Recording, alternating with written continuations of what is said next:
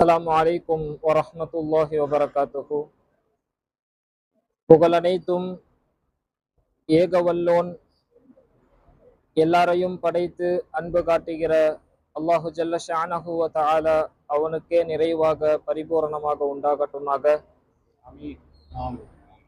கண்ணியத்திற்குரியவர்களே, அல்லாஹுவினால் வழங்கப்பட்ட ஒரு பாக்கியமான மகிழ்ச்சிக்குரிய நாள்தான் ஈதுல் ஃபித்ர் என்று அழைக்கப்படுகிற நோன்பு பெருநாள்.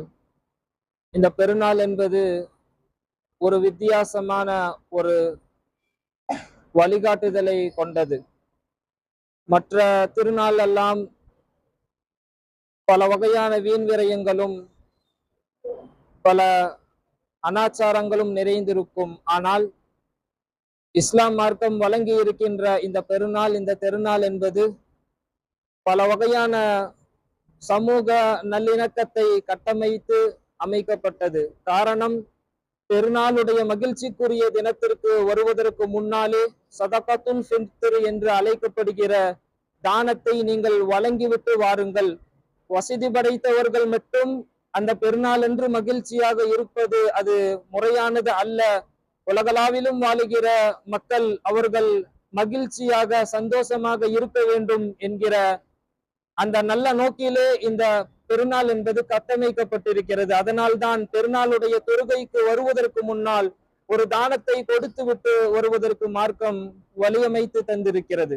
அது மட்டுமல்ல, இந்த பெருநாள் என்பது ஒட்டுமொத்த மக்களுக்கும் சமூக நல்லிணக்கத்தோடு அன்புகள் பாராட்டி ஒருவருக்கொருவர் அவர்களுடைய வாழ்த்துக்களை தெரிவித்து பிரிந்து கிடக்கிற உறவுகள் எல்லாம், சொந்தங்கள் எல்லாம், சகோதரர்கள் எல்லாம் மனம் விட்டு அவர்கள் ஒருவருக்கொருவர் அவர்களுடைய குற்றம் குறைகளை பொருத்தப்பட்டு அவர்கள் ஒற்றுமையாக இந்த உலகத்திலே சக மனிதர்களை போல சகோதரத்துவத்தோடு யாவரும் வாழ வேண்டும் என்கிற ஒரு நல்ல கட்டமைப்பையும் இந்த மார்க்கம் நமக்கு வழியமைத்து தந்திருக்கிறது.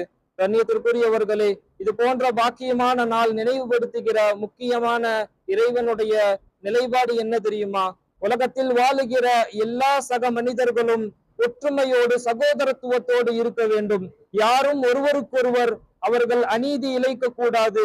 அது யாராக இருக்கட்டும், எந்த நிறத்தவர்களாக இருக்கட்டும் அல்லது எந்த மதத்தவர்களாக இருக்கட்டும், யாராக இருந்தாலும் மனித சகோதரர்கள் என்கிற ஒரு எண்ணத்திலே சமூக நலனை கருதி சமூகம் அன்போடு ஒற்றுமையாக ஒட்டுமொத்த மனிதர்களும் சகோதரத்துவத்தோடு இருக்க வேண்டும் என்பதுதான் இந்த ஈது பெருநாள் என்பது முக்கியமாக நமக்கு வழியமைத்து காட்டுகிறது. எனவே உலகளாவிலும் வாழுகிற மக்கள் அது யாராக இருக்கட்டும், எல்லோரும் எந்த வகையான அநீதங்களும் இழைக்காமல் ஒருவருக்கொருவர் எல்லாரும் விட்டு கொடுத்து அன்பு பாராட்டி இருக்க வேண்டும்.